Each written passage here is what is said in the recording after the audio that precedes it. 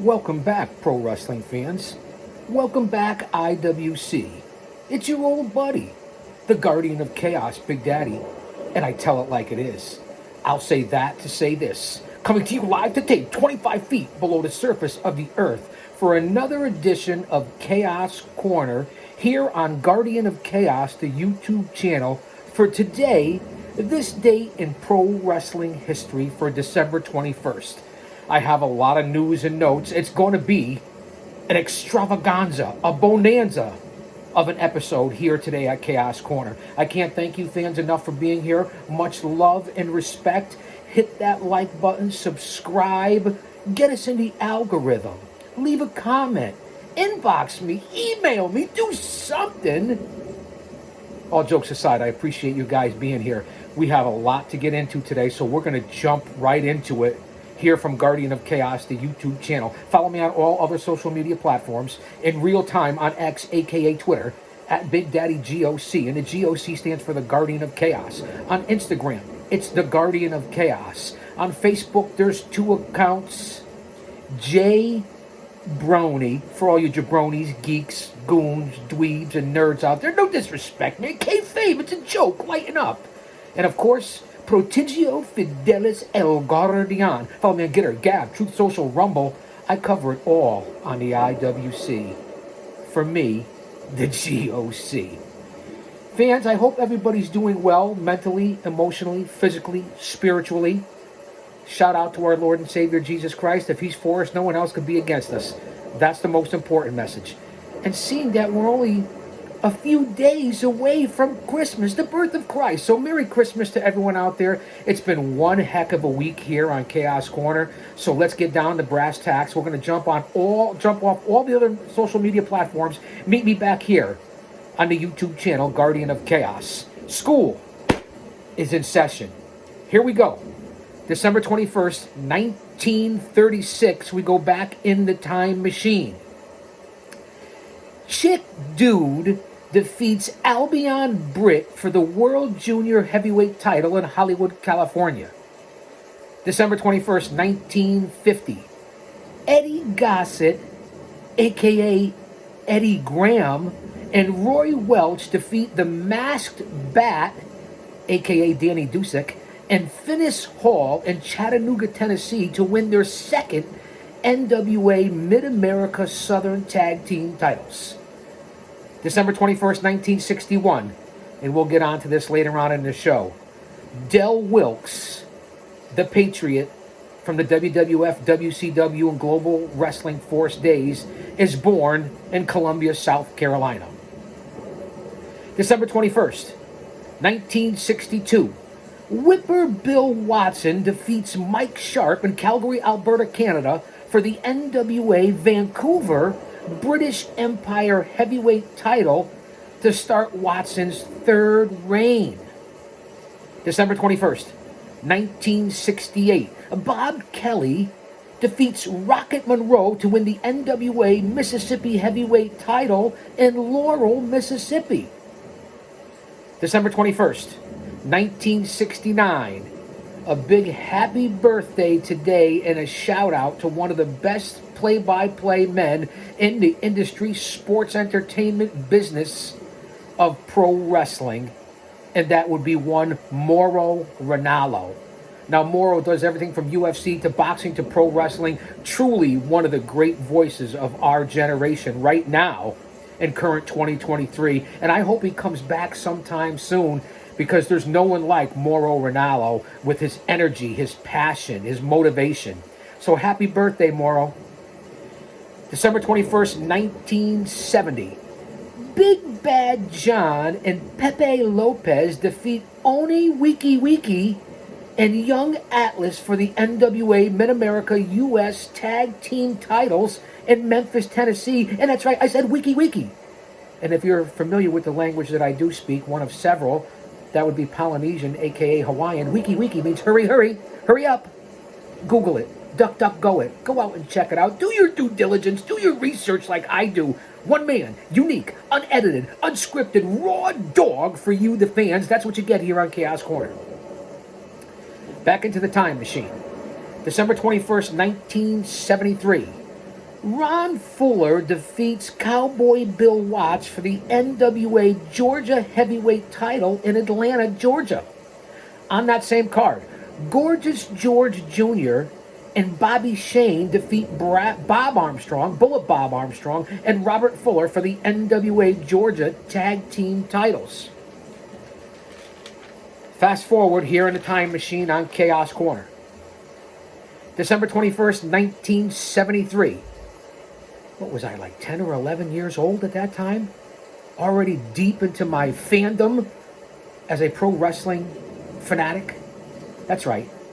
Over 50 years as a researcher, a scout, a historian, an agent, a producer, a pro wrestling manager, a smark, a mark. That's right, I said it. We're all marks, and I'm proud to say that. And of course, my over 3 decades as a pro wrestling manager that took the fucking bumps from pillar to post, coast to coast, and border to border. Still active today in 2023 with my home at Paradise Alley Pro Wrestling, doing all the color commentary and play-by-play. Don't forget that. Inducted into the class of 2019 New England Pro Wrestling Hall of Fame, and then of course the class of 2020 Paradise Alley Pro Wrestling Hall of Fame. Put that in your pipe and smoke it. Independent Pro Wrestling Manager of the Year, 1993, 1994. Voted the top 5 pro wrestling personalities in the greater New England tri-state Northeast area. Do your research. Yeah, well, I'm sorry for being a little cantankerous right now. As I said, December 21st, 1973, Ray Mendoza defeats Kim Sung-ho in Los Angeles, California to win the NWA Light Heavyweight title for the 6th time. We'll stay in 1973, December 21st, 1973. Raul Mata and Victor Rivera defeat Dr. Death and Mr. Wrestling to win the NWA America's Tag Team titles. Here's another classic for you. What am I, 12 or 13 years old at the time? December 21st, 1975. The Worldwide Wrestling Federation at the Boston Garden. Here's the card. Classic. Golden era of the 70s into the 80s. No two ways about it. And yes, okay, we had the Monday Night Wars in the middle 90s into the late 90s. Another good era. People want to say the ruthless aggression, attitude era, so on and so forth. Okay, it was all right. Joe Crugnali pins Pistol Pete Doherty. Joe Nova pins Ruben Ayala. Dean Ho pins Bill White. Tony Garea pins Joe Nova. And again, you'll see back in the day, you didn't just grapple once or twice on the card, sometimes 3 or 4 times. Rarely happens here today in 2023. Or and even in my era, in the early 90s, mid 90s, late 90s, into the early and mid 2000s, I didn't just come out with my stable, my goon squad, if you will, once a night. 2 and 3 times, sometimes 4 times on an event. Put that in your pipe and smoke it. Let that marinate. How about that? On that same card, December 21st, 1975, Worldwide Wrestling Federation at the Boston Garden. Worldwide Wrestling Federation World Heavyweight Champion Bruno Sammartino defeats Captain Luis Albano in a steel cage match. The Latin sensation Pedro Morales fought Killer Kowalski to a 20-minute draw. Bobby Duncombe, Handsome Jimmy Valiant, and Luscious Johnny Valiant fought Gorilla Monsoon, Chief Jay Strongbow, and Larry Zbyszko to a draw in a 2 out of 3 falls matchup. Now here's how it went down. Gorilla Monsoon made Johnny Valiant submit to a bear hug in the first fall. Keep it simple, stupid. Simplicity. Instead of all these false finishes and kickouts and nobody selling and move for move in 2023. I'm just telling you how I see it. I come up from a tradition of respect and honor, and for those who have paved the way in the Carpenters, ring psychology, emotional investment, storytelling, simple moves that were devastating, that meant something when you hit somebody with it. Not saying they were all finishers, but they meant something. Not like today. And I love today's business. I report on it, I follow it, and some of my friends are still very active as talent in the business. So as I said, Monsoon made Johnny V tap out in the first fall by a simple bear hug. Although Monsoon was a 400-pounder, what a beast! The irresistible force meets the immovable object. To quote Gorilla, that's going to leave a mark. Excedrin headache number 5. Gotta love Gorilla. In the second fall, Jimmy Valiant pinned Monsoon after Johnny Valiant hit Gorilla with a top rope double axe handle while Jimmy was in the same bear hug. And the third fall was a double disqualification after the ref lost control of the match and all 6 grapplers were in the ring and out of control. You don't see results like this that often. You really don't. That's why this is classic, this date today in pro wrestling history. That's why you guys are here. I make it relatable. I say it all the time. No Patreon, no paywall, no Venmo, PayPal, tips, coffee, Zelle, whatever it is that you use. I give it to you for free because it's me and I bring you into my headquarters. That's what you get here. No one else does this concept. No green screens, no graphics, none of the BS except a simple, and I don't want to say her name because you know what happened yesterday, interference from technology, AI or whatever. They're listening. She's listening, that bitch. I don't even want to say her name. So that was quite the card in 1975 on this date in pro wrestling history. Let's stay on December 21st, 1975. Bearcat Brown and Tommy Gilbert defeat the interns of Tom Andrews and Jimmy Starr to win the NWA Mid-America Southern Tag Team titles, ending the interns' 4th reign. How about that? December 21st, 1976. Eric the Red defeats Jose Rivera and Bayamon, Puerto Rico to win the WWC Puerto Rican heavyweight title. No, hold on, gonna go, wait, te culo, pendejo. No offense, man, they not, it's nothing, it's a joke, it's a work, man. Kayfabe. You see how I throw my linguistic skills out here for you guys on display, whether it's Polynesian, Spanish, Italian, American? I guess that would be English. December 21st, 1977. Gama Singh and Igor Volkov defeat the Black Avenger and Mike Sharp for the NWA Vancouver Canadian Tag Team titles in Vancouver, British Columbia. December 21st, 1979. The Dynamite Kid and Sacagawea defeat Leo Burke and Hubert Gallant in a tournament final for the vacant Stampede International Tag Team titles in Calgary, Alberta, Canada. Let's stay on December 21st, 1979. The American Dream, Dusty Rhodes, defeats Maniac Mark Lewin, who went on to be the Purple Haze, in Houston, Texas for the NWA Texas Brass Knuckles title, beginning Dusty's 2nd reign. The Brass Knuckles titles were really something back in the day. December 21st, 1980.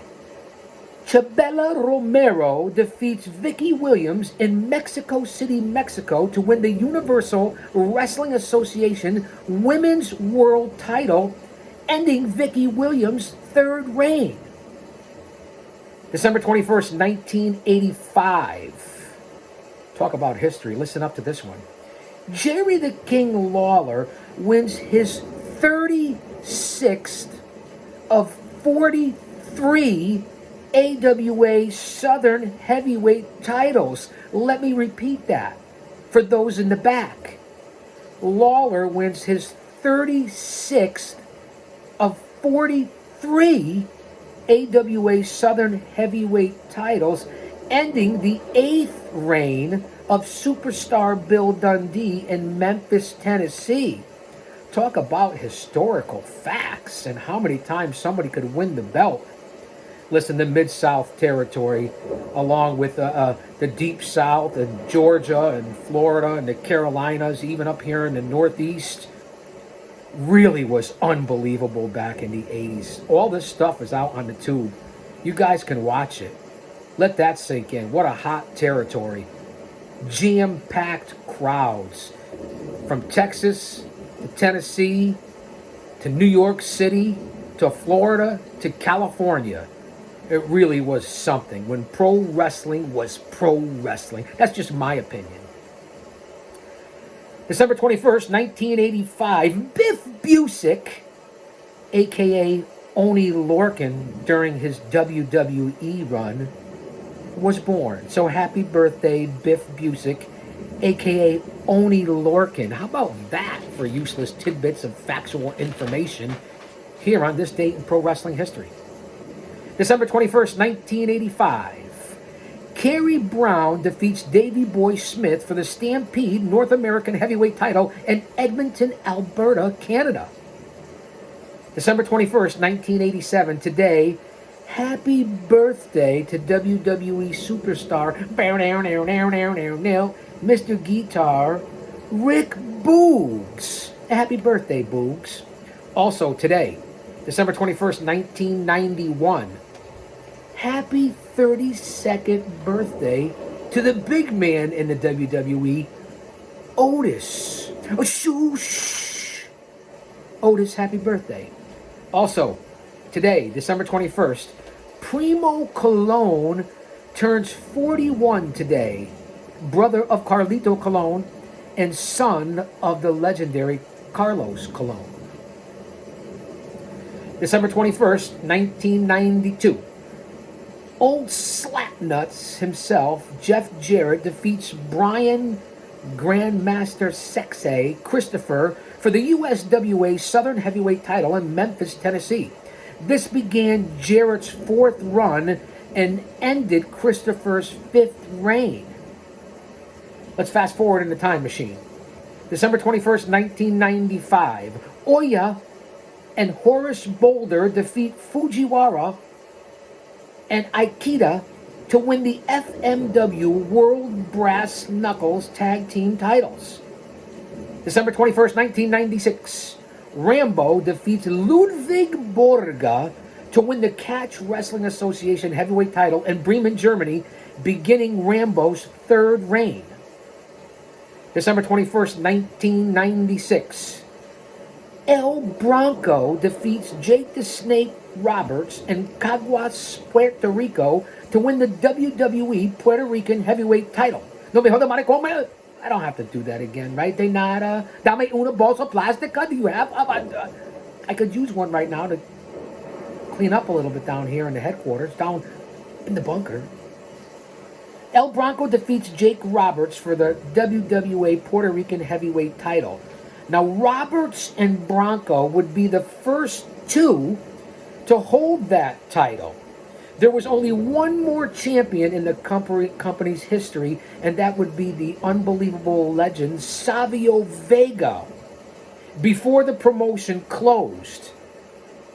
Again, the World Wrestling Association, 1996. Do your due diligence, do your homework.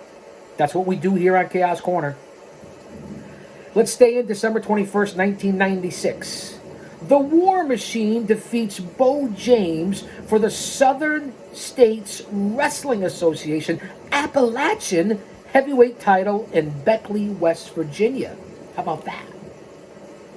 We fast forward here in the time machine. December 21st, 1997. Villano 3 defeats Ricky Santana to win the WWC Puerto Rican Heavyweight title in San Germán, Puerto Rico. Me llamo El Guapo. How about that? December 21st, 1998. The legendary Monday Night Wars continue, with Monday Night Raw getting a 4.7 to WCW's Nitro getting a 4.0 in the ratings. Think about those ratings. Everybody's caught up in the ratings nowadays. They couldn't even come close in 2023 to carrying the jockstrap of these companies during the Monday Night Wars. Here's the results from that night, December 21st, 1998, the Monday Night Wars era. From Raw, everybody wants a little head, right? Al Snow defeats Gangrel. Billy Gunn, yes, Mr. Ass, defeats the Intercontinental Champion, the baddest man on the planet, Ken Shamrock, in a non-title matchup. Steve Blackman defeats the Blue Blazer, a.k.a. Owen Hart, rest in peace, via disqualification. Jesse James the Road Dogg, defeats the Big Boss Man to win the Hardcore title. Mankind defeats Shane O'Mac, Shane McMahon via disqualification. The Headbangers defeat D'Lo Brown and Mark Henry. Rocky the Rock Maivia, Dwayne Johnson at the time, Rocky Maivia, and Test defeat Hunter Hearst Helmsley and X-Pac via disqualification. Here's the results from WCW Nitro on that same night. Fit Finlay defeats Scott Putski. Chavo Guerrero goes over on Kaz Hayashi. Wrath goes over on Lizmark Jr. Lie, Cheat, and Steal, the late great Eddie Guerrero defeats Rey Mysterio Jr. Norman Smiley goes over on Prince Ayukea. Barry Windham defeats Van Hammer. Booker T, the five-time, defeats Jerry Flynn. Lex Luger, the total package, goes over on Kenny Chaos. The TV champion at the time, Conan, defeats Alex Wright. The Giant goes over on the Disco Inferno. And the WCW World Heavyweight Champion, Goldberg, defeats Scott Hall, via countout. Those were the Monday Night Wars, December 21st, 1998. Let's fast forward here in the time machine. We're 20 minutes in. Stay with me here, please. Grab a beverage, grab a snack. Stay hydrated. Speaking of that, let me get a little hydration. Stand by. Don't go anywhere, man. We're taking a 5-second break.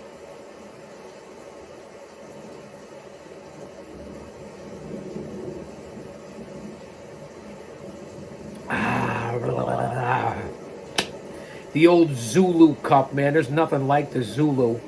You want to keep it warm. You want to keep it cold. And no, I'm not getting paid by the Zulu.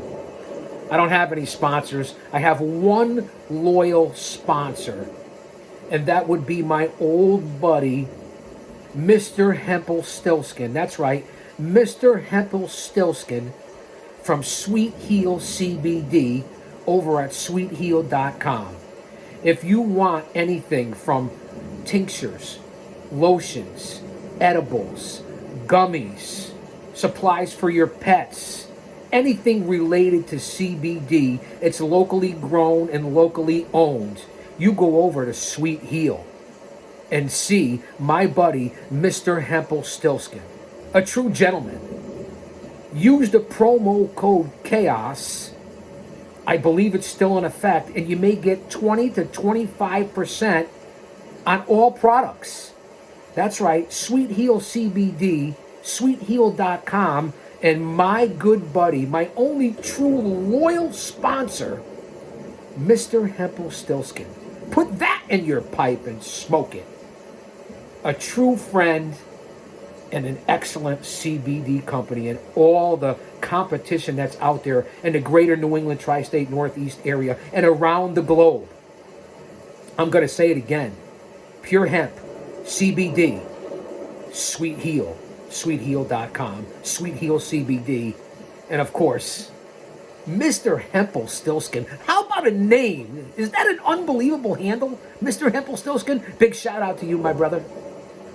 Let's go back into the time machine here at Chaos Corner on this date in pro wrestling history. December 21st, 2001. Gano, Suki, and Kuroda defeat Kanimura and Mammoth Sasaki in Tokyo, Japan to win the vacant WE Tag Team titles. Konnichiwa, bitches. Origato from the Chaos-san. Let's stay on December 21st, 2001. Brutal Bob Evans wins the New England Championship Wrestling Heavyweight title for the second time, defeating Maverick Wild in Somerville, Massachusetts. Now, you guys are well aware that the owner of New England Championship Wrestling is the unbelievable historian, pure class act, one of the greatest promoters and even writers and authors in pro wrestling history, and that would be one Mr. Sheldon Goldberg. Sheldon Goldberg ran the NECW for years here in the greater New England tri-state Northeast area. A true gentleman, as I said, pure class and a glass. and has recently released an unbelievable book and novel and is writing another one. Again, I can't say it enough. You've seen him on A&E History. You've seen him on many wrestling events as a true historian, researcher, promoter, booker. And of course, all the talent he had come through this area in New England Championship Wrestling. And one of the best veterans and a true legend in the sport, Brutal Bob Evans, still active today in 2023. It doesn't get much better than that. I had a chance to work for New England Championship Wrestling and Sheldon Goldberg, and was even connected to a storyline at one time with Captain Louis Albano, one of my true influences and part-time mentor, to possibly, for Sheldon Goldberg, be Captain Louis Albano Jr. Now, it didn't work out, but just to have that opportunity to be under consideration, I couldn't be more thankful enough to Sheldon Goldberg and New England Championship Wrestling. So put that in your pipe and smoke it. Kudos, Sheldon Goldberg and Brutal Bob Evans, one tough son of a bitch. Back into the time machine. December 21st, 2002. XPW ran at the former ECW arena, the Viking Hall in Philadelphia. You remember the ripoff from ECW, that would be XPW. Talk about hardcore and extreme. On that card, Chris Hamrick defeats the Shark Boy. Danny Doring defeats XPW TV champion Chaos, no relation to the G.O.C., by disqualification. In a four-way contenders match, Jerry Lynn and Johnny Storm defeat Joey Matthews and the Zebra Kid when Lynn and Storm both pinned Matthews.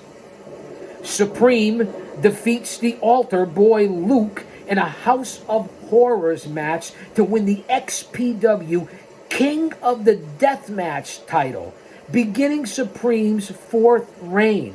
Now, Supreme would be the last champion there at XPW for the King of the Deathmatch, for that title. Tracy Smothers defeats Angel. N-Dog 20 and Josh Prohibition go over on Mexico's Most Wanted, who was Damien 666, and Halloween to win the XPW Tag Team titles. Psychosis defeats Chris Chetty. And now, if you don't know who Chris Chetty is, it's Taz's cousin. That's right, Taz. Pogo the Clown defeats the Sandman.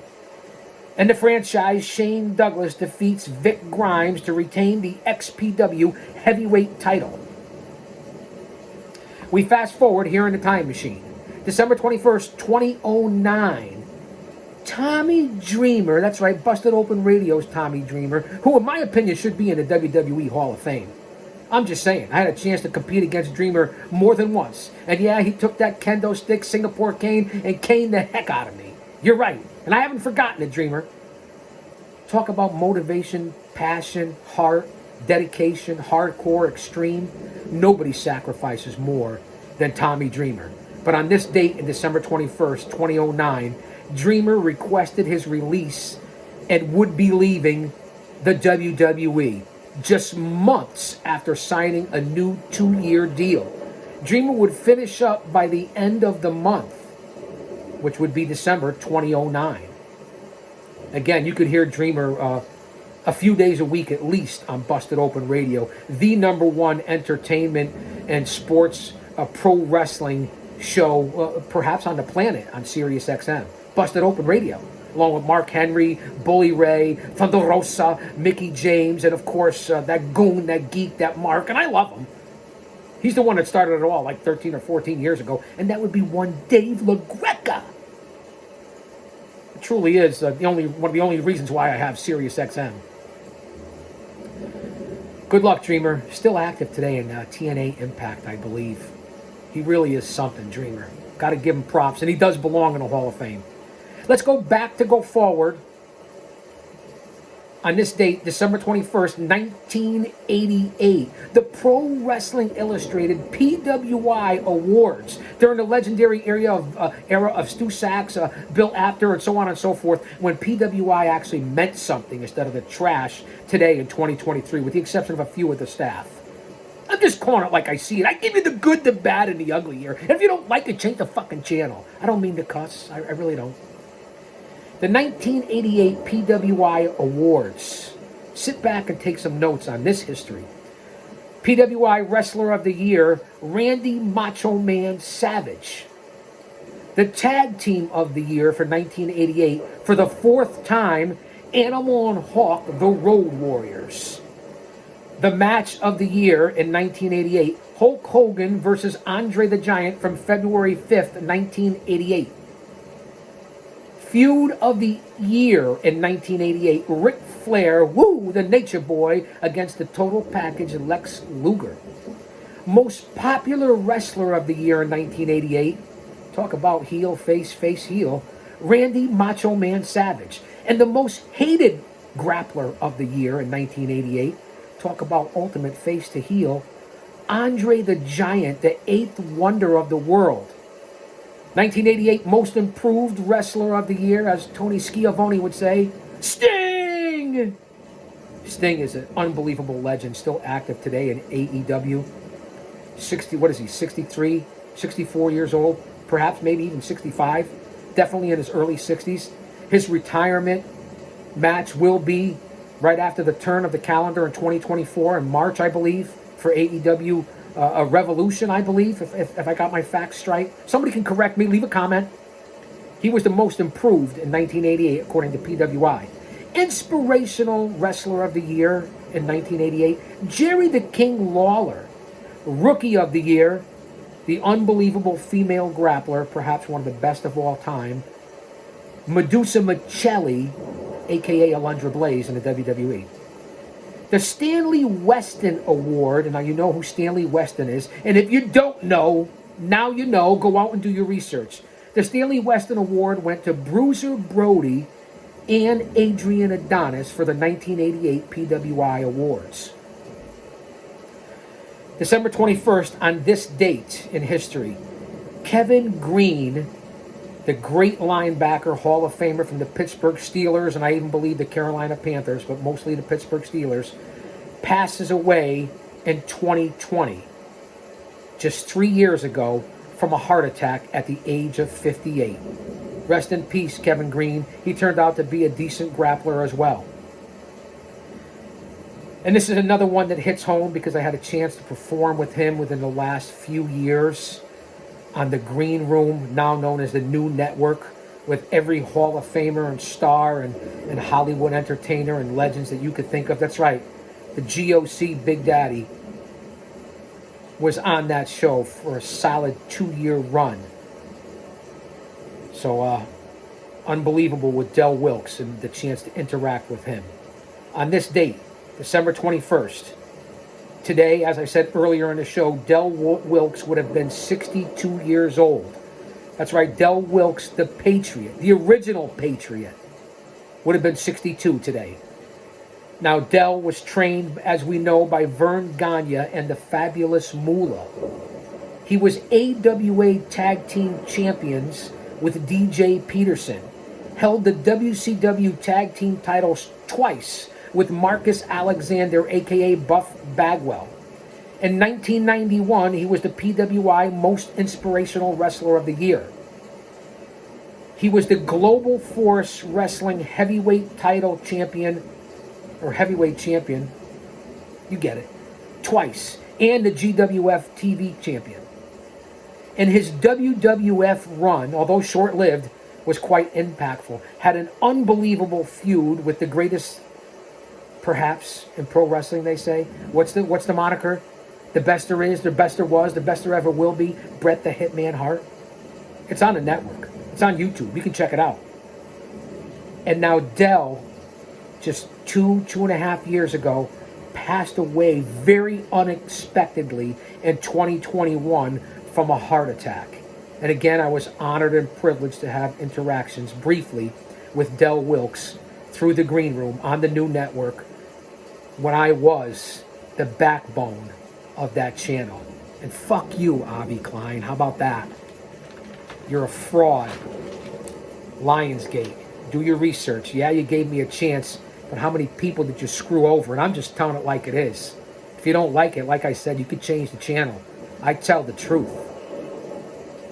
You got outshined and outshone when you tried to compete with me heads up one-on-one. You didn't like it, did you, Klein? AK-47. Stick that in your pipe and smoke it. Got your head up your ass. December 21st, today, would have been the 75th birthday of the outlaw Ron Bass, who certainly doesn't get his kudos or his flowers, as they say in this business. He had legendary feuds, Ron Bass, with the likes of the American Dream, Dusty Rhodes, and Barry Windham. He was managed by J.J. Dillon in the Mid-Atlantic area. He held the Mid-Atlantic tag team titles with Black Bart, another very underrated and undervalued wrestler. Ron Bass was on the original first Survivor Series for the WWF on the team with the Honky Tonk Man. Outlaw Ron Bass was also in the very first WWF Royal Rumble. He had feuds later on in his career and his run with the WWE with the JYD, the Junkyard Dog, and Brutus Beefcake. Now, Bass retired in 1991. In 2017, he had a burst appendix and passed away due to complications following that surgery at the age of only 68. Rest in peace, Outlaw. And for those of you that don't know, he has a son. His son, Joe, who wrestled as Ron Bass Jr. That's what you get on this channel. Truth, facts, information. Someone that does their homework. So we're just a little over 35 minutes here on this date in pro wrestling history for December 21st. Again, we are in the holiday season, which I call Merry Christmas, the birth of Christ. As I always say, I can't thank you fans enough for being here. Much love and respect. Tomorrow is not guaranteed for anyone. Stay close to your family and friends. Situational awareness. Put on your armor and your suit of spirituality for the big man upstairs. Because Jesus Christ is coming back soon. Don't be caught dead without him. And that's a shoot. So let's enjoy. Chances are pretty dang good that I'll be here tomorrow. Maybe even Saturday. We'll see how it goes. But again, thank you guys for being here. And just remember that I know, and you know, and that you know that I know that you're watching. And in order to get respect, you have to start with respecting yourself. Once you do that, you open other people's minds to respecting you. Because there's three types of people in this world. Those who don't know what happened, those who wonder what happened, and people like the guardian of chaos, Big Daddy, that make things happen. So I'll say that to say this, because I tell it like it is. Don't you dare miss it.